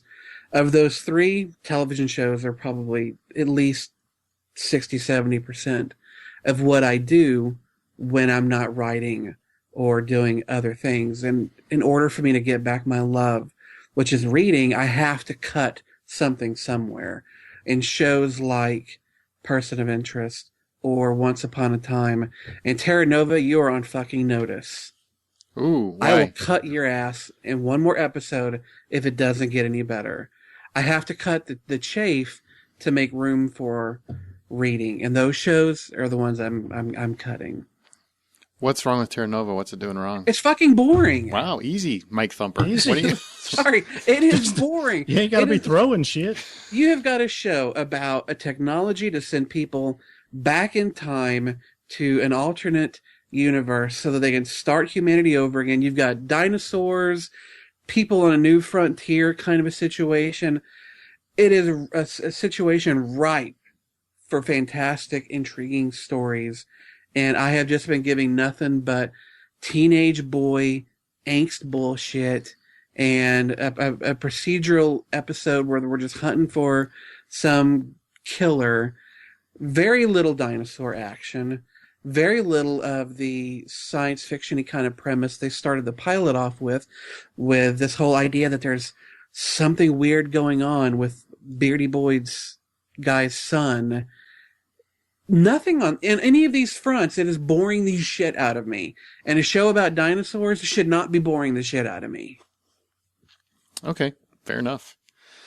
I think Person of Interest is decent for procedural. I mean, I like it. I've seen a couple episodes, but it is very much a procedural. And honestly, it doesn't have. It's not one of those shows that's going to bring me back every week. But if it's on, I'll watch it, I guess. I don't know about you, Brian. You said you liked it. That's what CBS does, though. I mean, that's what most of their shows are. They're all procedurals, I guess, but I like it. So both of you can fuck off. I wasn't knocking it, Dick. You can still is fuck as off. close to a procedural as I get. But I do like Hawaii Five-0. I really like where they've been so far this season. I thought they really ended great last year, and this year I really like some of the tweaks they're doing. They've really given Grace Parks a lot to do. They've kind of rounded out the cast and made it more of what you kind of know what to expect every week. I hate to sorry to interrupt, but tell me the new girl on that show does not remind you of Mila Jovovich. Yes, she looks just like her. Laura Graham. Lauren Graham. Is that what her name is? Something like that, yeah. But she Laura German, talks and mannerisms is the spitting image of Mila Jovovich. Yep, very much so. Except when I saw her in an interview and she wasn't batshit crazy, so that's the only difference. But yeah, she's very hot. Female, you'd like her, Justin. She's kind of hot. She's female. There's a little crazy in there. That's true. Trust me on that. Touche. She adds a little something to the cats, and I thought she was kind of going to annoy me at first, but she actually does okay. I really like that they've capitalized on the Dano and Steve dynamic. You know what I mean, Brian? Because they really didn't do that well enough, I think, in the first season. And I think this year they're really playing that up. And you kind of know what to expect every week. The only thing I don't like is I don't like that they added the dude from Heroes. Who? Oh, yeah, Masioka or whatever his name is. The guy from I like him. No, I like him, but his acting in English is not good. He's not very good. His line readings suck, and he can't do a sentence complete without fucking it up. I don't know. Yeah, I just don't like he's too much of a really, character. Because he speaks English. No, he speaks English, but see, what he does is he enunciates a lot. And every time he's talking, and then the bullet came through the head. He does that, and it makes me want to punch him in the face. So, seriously, he's the one character where I actually love the show. I just kind of liked it last year. I really love it now because even for a procedural, it's just fun to watch. It's one of those shows. It's kind of like the 80s, like cop shows like A-Team and shit. It's just fun to watch. And, but he takes me out of it because every time he comes on, I'm like, God damn it. Now I'm going to have to fucking try to understand what he's talking about. But, now, I'm sorry, go ahead. Speaking of Heroes, did you guys watch Alphas? No. It was a show on the Sci-Fi Network. It's kind of a Heroes light. They just finished their first season, I think, about a few weeks ago. I liked the show at first, and then I started not liking it, and then I started liking it again. Because the whole premise of the show originally was that these people are alphas, and basically they have sorts of abilities that people could actually possess, such as one character has synesthesia. Do you guys know what that is? You'll tell us. So. Oh, these are people who can they see smells or they see sound in colors, or they'll look at a word and they'll see certain words are in different colors. Okay, yeah, I know basically their senses are really unusual. People who can hyper pump adrenaline into their system and so be really strong. Anyway, I thought that was an interesting premise. A show about superheroes, but that might actually could be quickly the show went off into areas that no fucking human could ever possibly do. And so I kind of felt a little betrayed by that change of premise. But I kept watching it because some friends of mine kept saying, yeah, no, it's good. Just give it a chance. And sure enough, once I accepted the fact that, okay, this is Heroes, but a little bit of a lighter take on it, I really enjoyed it. And it's one of the few sci-fi network shows that I think actually worked well. Warehouse 13 is another one that I like. I think most of their stuff is lame, but Warehouse 13 and Alphas, I like quite a bit. Okay. What about New Girl? Is anybody watching that one? I haven't seen it. I've heard good things. Do you like it? Do you? Yeah, it's to me one of the better comedies on TV. Fox is quickly becoming the Deschanel channel. Apparently so. Sitcoms I usually watch on DVD. For some reason, I don't record sitcoms. I don't know why. I don't have a good reason for it. But I like things like 30 Rock, Parks and Rec, The Office. Those shows, I'll pick them up when they hit Netflix or DVD. But I don't record them. But I saw the pilot episode for New Girl, and it was really cute. I don't record comedies except for Modern Family, which I watch every week religiously. Yep. That show is still the funniest fucking show. I need to watch that. I hear nothing but good things. I do need to check that out. You know how much I like it, Justin? I would miss Psych to watch Modern Family. Wow. Yeah, that's what now, I'm saying. Do you like it enough to buy me the first season and send it? No, but you could probably sell a game and get it if you really wanted to. Just hell, I got a brand new one. I can sell that right now. There you go. Hypothetically, eBay. Boom. Well, I really the shows that I'm really into so far. None of the new ones have really grabbed me outside of Grimm. I really like Grimm. I've actually, Tyler, who was on the show a few weeks ago, and he doesn't really watch a whole lot of television. Especially, he doesn't like schedule time to watch television. He really liked Grimm. He actually said that, that might be one that he actually follows, which is surprising because he's not somebody that likes genre. Like, he could care less about Angel, Firefly, anything that's serialized or anything like that. But he liked the concept of Grimm. And, I've seen the first couple episodes and I really like what they're doing with it. I don't necessarily love the main guy.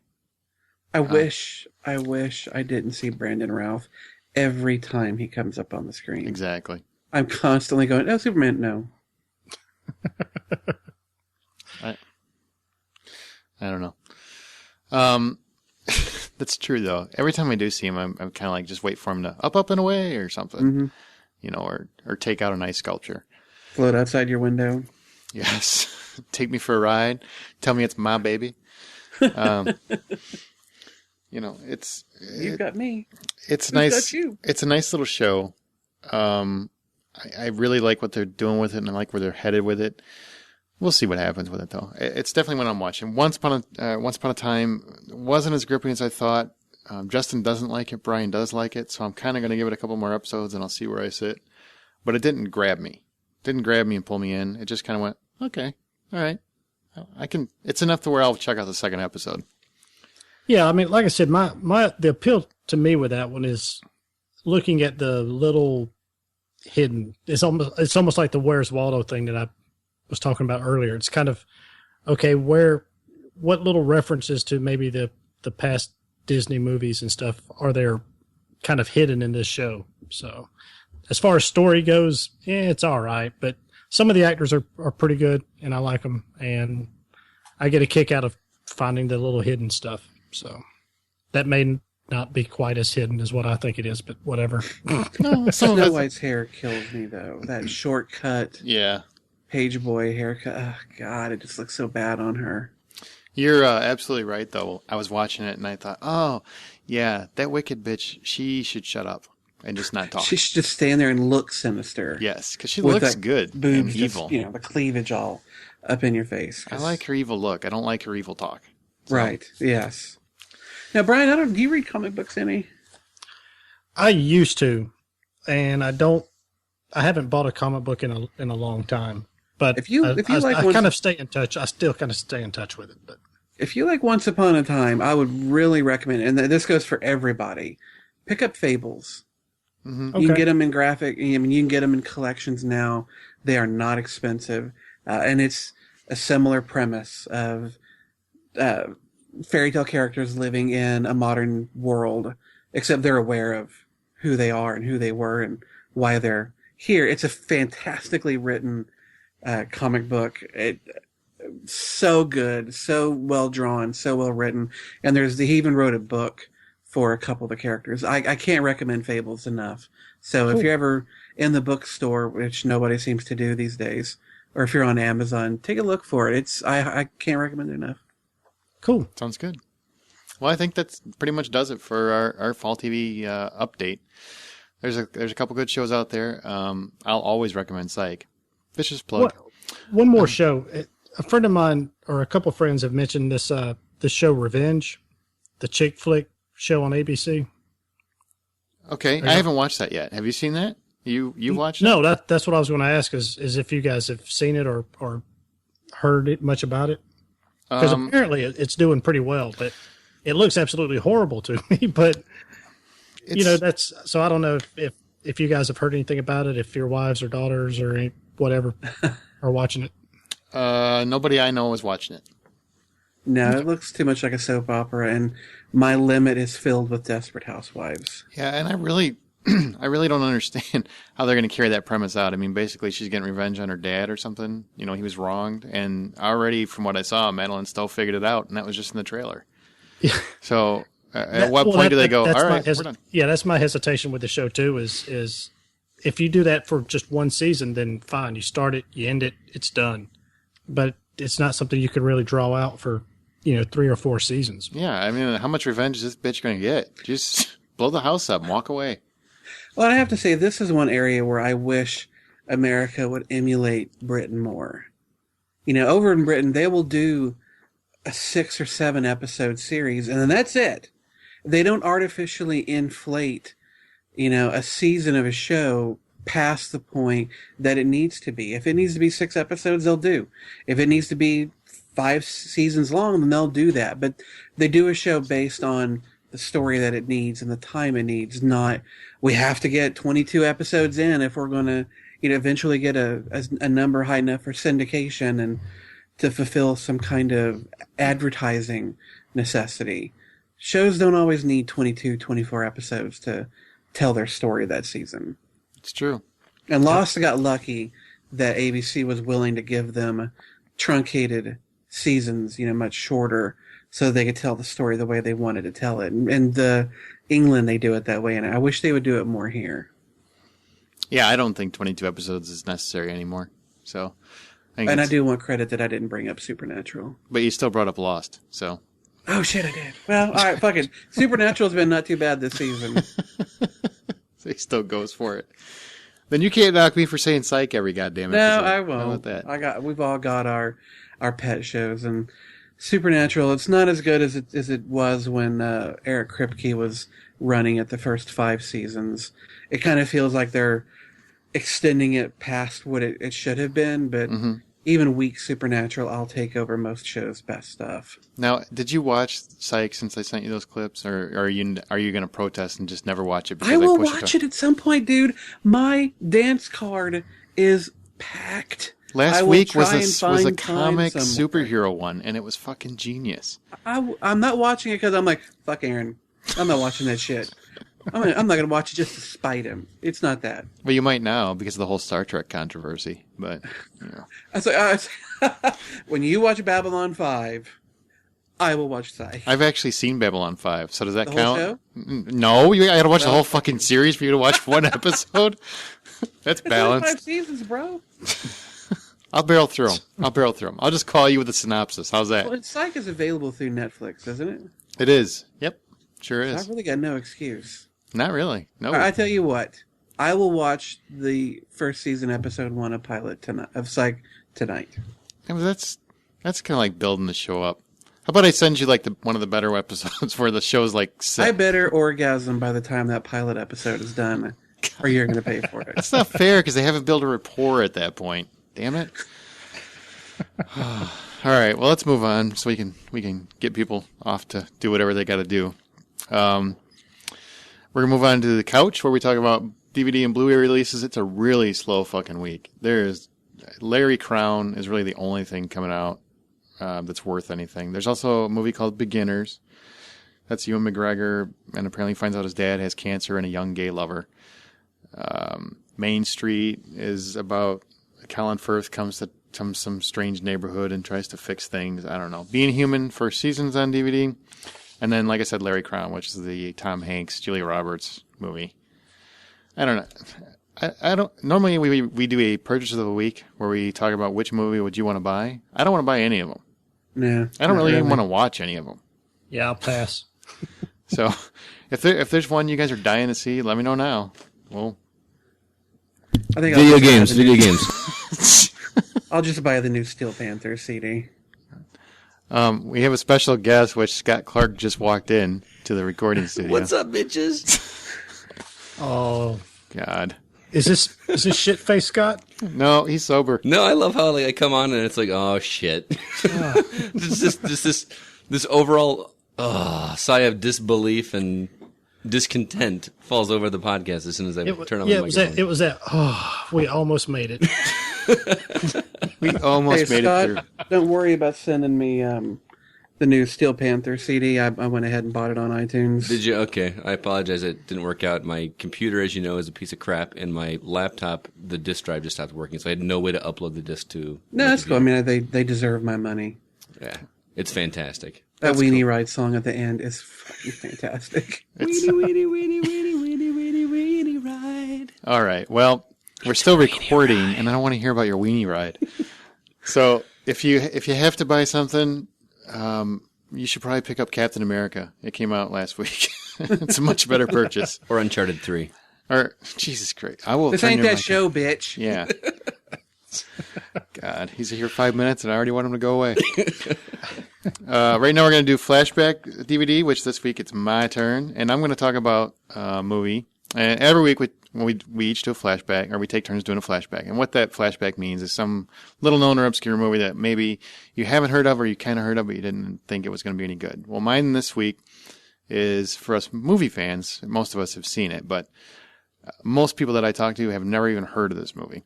So I kind of want to recommend it because I'm hoping that somebody's going to hear about it and go pick it up. And that is Kiss Kiss Bang Bang.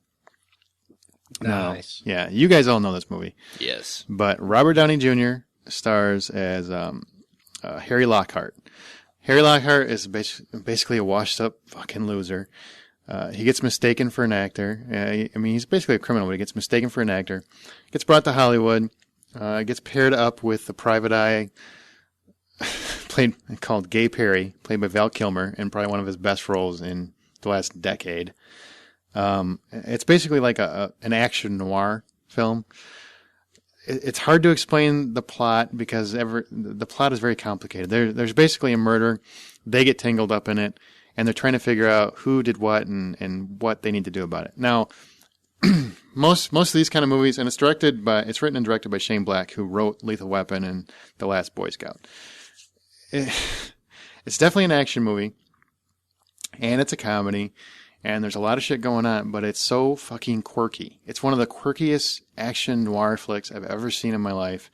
The way that they piece this movie together, and all the cliches that you're waiting for and you see coming a mile away, and then the way that they turn them on their ear is hysterical. I mean, I honestly, this is the movie that should have made Robert Downey Jr. a star. I realize everybody found him again after Iron Man. This is the movie that should have made him a star again. This is the one that should have brought his ass to the forefront because he's fucking genius. And Val Kilmer is genius. And Scott, you know what I'm talking about. Why do you call it Gay Perry? Well, I was going to go knee deep in pussy, but, you know. It's just, some of the lines in this fucking movie are hysterical. And everybody that's in it is at the top of their game. Even Corbin Burnson was at the top of his game. And he's got a very short game, and even he was at the top of his game. It's an excellent movie. I can't recommend it enough. It's hard to go too in detail, but it's basically just a mystery noir and with some action elements. And a lot of the turns that it's taking, you aren't going to see coming. You think you are. You think it's going to be like every other action movie you've ever seen or every other cop or thriller you've ever seen, and it's not. It totally goes a different direction. So that's my Kiss Kiss Bang Bang. Now that I've said that, you guys have all seen it? Yes. Yep. Right? Justin, you seen it? Did you say no? Oh, wow. No, I actually haven't seen it. You're gonna fucking judge me on not watching the entire anthology of Star Trek, but you haven't seen one. You are fucking... not going to try and compare the cultural relevance of Star Trek to Kiss Kiss Bang Bang. Yes, I will. Yes, I will. You are so off your rocker. I will highly recommend this one too. I watched this one on a whim just because I was going through a spurt where I was watching anything that came out when it came out, and I was so shocked at how funny this movie is. Yes, there's a scene with the revolver with how many shots. Seriously, made me laugh so hard. You know what I'm talking about, Brian? Yeah, Aaron, you recommended this to me sometime last year or so, last year or two anyway, and I watched it on Netflix, and then pretty much immediately went out and bought it. Mm-hmm. Yeah, and it's that good. It was, and there's not been a movie that's made me do that in quite some time. Well, and don't talk it up too much, because part of the reason I liked it so much was because I wasn't expecting anything out of it. So I don't want Justin to go into this with super high expectations, but it's definitely worth watching. It is quirky and funny, and if you love Robert Downey Jr. and you want to see Val Kilmer when he is funny, yeah. I mean, and the end was priceless. I mean, how Val Kilmer, with that ending was fantastic. Just the whole movie itself. I mean, Robert Downey Jr. is just excellent. Honestly, I really wish this would have been. In fact, I've seen interviews with him where he actually thought, if anything was going to bring me back, he thought this was the movie. Yeah, because he was that proud of it and how it turned out. And I thought it was going to bring back Val Kilmer too, but that didn't happen. Apparently he sent him into a food binge because then he did not MacGyver. What was that shitty ass movie? MacGruber. He was in MacGruber? Yes. I didn't see MacGruber. Oh my God, he was like McHuge too. I mean, he's put on like had too many McRibs. Oh God, that's funny. Well, that's Kiss Kiss Bang Bang. I hope you guys can check it out. So with that is our podcast. And I'm sorry, Scott just got out of school and he just stopped by. So he just thought he'd pop in and annoy me with his video game ramble. But we are a movie podcast, so we just ignore him. As always, you can find us every week at thehollywoodoutsider.com. You can reach us on Facebook at facebook.com/thehollywoodoutsider. And you can email us at feedback@thehollywoodoutsider.com. That's feedback@thehollywoodoutsider.com. I'd really like to hear from you. Justin and Brian would really love to hear little tidbits about how they can improve because they realize that they're not. I only want compliments. Anything else can fuck off. That's hysterical. On the other hand, will gladly accept any and all bad feedback that pertains to Justin. So feel free to shoot that my way. Hey, Justin, I had to let you know, man, I'm 10 days into my Movember. Are you? How's it coming in? Oh, it sucks balls. I'm telling you, my mustache should get me arrested. I mean, I practically look like a pedophile. I haven't grown hair this thick on like my lower neck in, I don't think ever. And I never realized how uncomfortable it was, but God, it sucks. But everybody keeps asking about it and I keep spreading the word, so. There you go. That's a good time to plug it. Justin is doing his Movember plunge. So if you want to tell them real quick what your Movember website is. You just go online, Google Movember. I think it's Movember.co. Or then go to justinmccumber.com. I've got a link to it there. It's just a week-long event where the first day of the month, we shave our faces completely bald. And then throughout the rest of the month, you try and grow in the most luxurious mustache possible. You can grow chin hair or a beard. You just cannot connect your mustache to any chin hair. It needs to be its own creature growing as well as it can. Unfortunately, my mustache has never been nearly as luxurious as I would like. But I'm trying. It's for a good cause to raise money for research into men's cancers such as prostate cancer, testicular cancer. I'm doing it. I've got my brother's doing it. Some friends of ours have made a team called the Mosters of Rock, and we're raising money for it. I think we've earned about $200 something. Most of that from on my side. So thankful. I'm thankful to all the people who have given money for it. It means a lot, and hopefully someday, we'll be a cancer-free world. But we can't do that if people don't donate. So this is a week-long event that lasts all month? It's a month. No, I know you said week-long event. Yeah, you did say it's a month. It's all of November.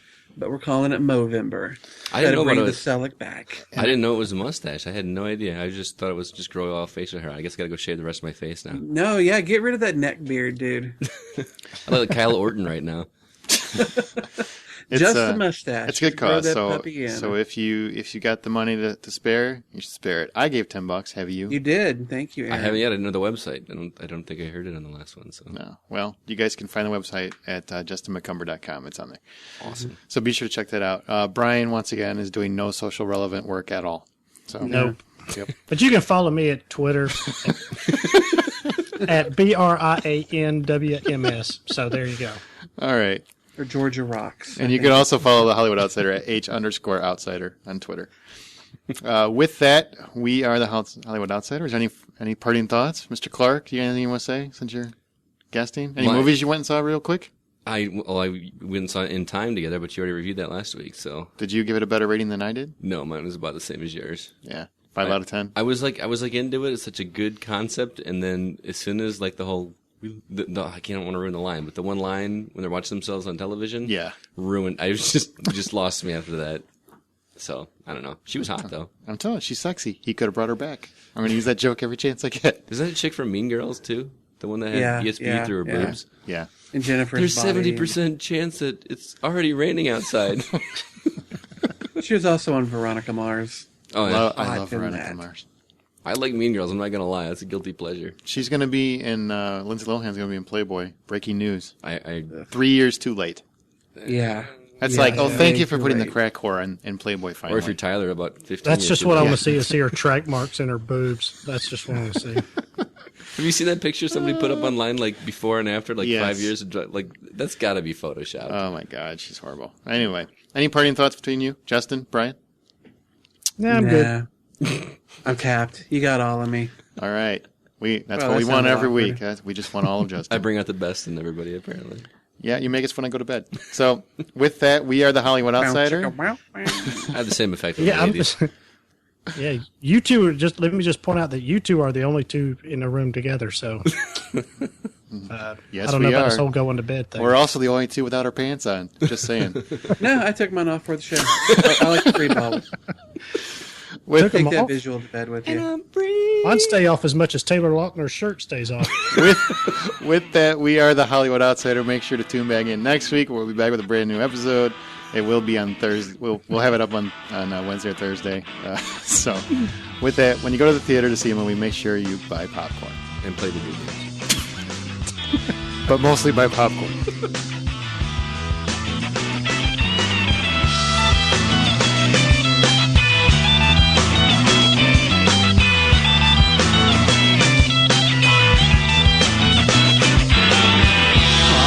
Decision for me letting you go.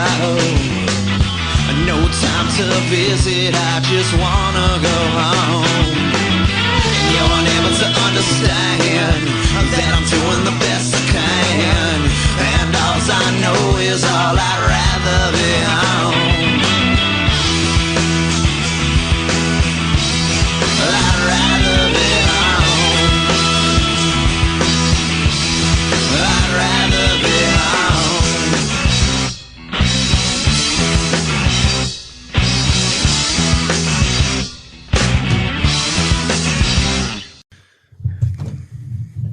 Wow, what is going on? I was scraping something off my mic stand. Semen? Yeah. What's up, bitches? Hey. Glad you showed up on time.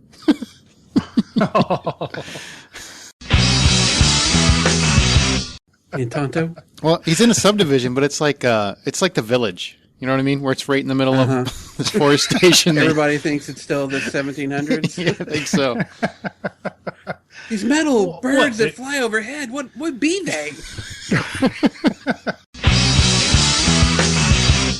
I got to take them wherever I can get them, all right? I understand.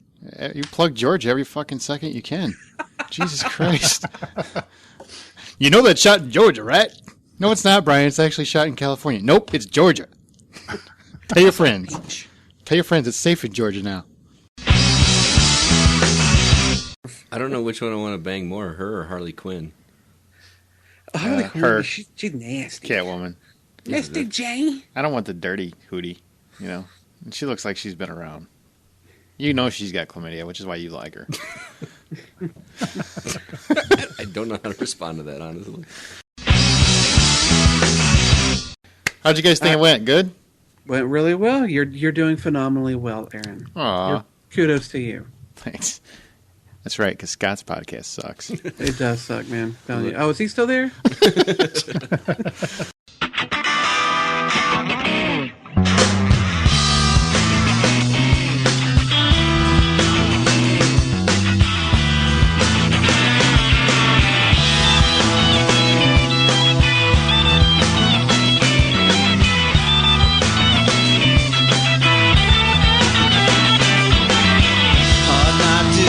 For me letting you go, no time to visit, I just wanna go home. And you're never to understand that I'm doing the best I can, and all I know is all I'd rather be home. I'd rather be home. I'd rather be home.